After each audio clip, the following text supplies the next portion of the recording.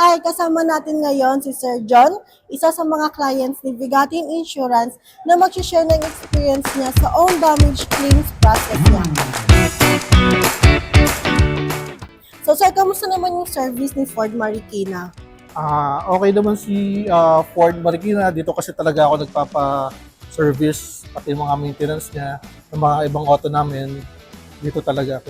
So, okay yung mga tao rito.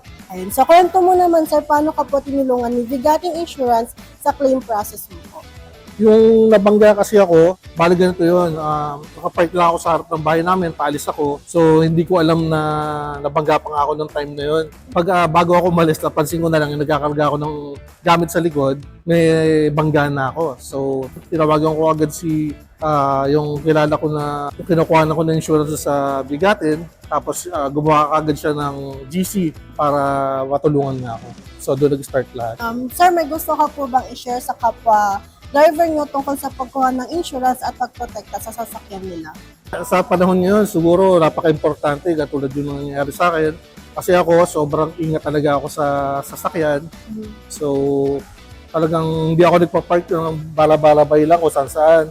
Tapos talagang hindi ako mabilis magpatakbo.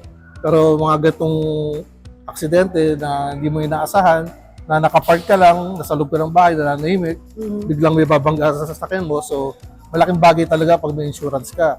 At ganun din, pag nakikita mo ngayon sa panahon ngayon na marami ng mga sasakyan sa karsada, mga motor, mga iba't ibang sasakyan, so masikip na karsada, hindi talaga may iwasan na ma-aksidente ka kahit anong ingat mo. So, napaka-importante siguro talaga na meron kang peace of mind na kumuha ka ng insurance. Yes po, ayun. So maraming salamat sir sa pag-share mo po ng experience mo. Sa mga nanonood dyan, kung naghahanap kayo ng mabilis, maaasahan at hassle-free na insurance service, Vigatin Insurance ang sagot.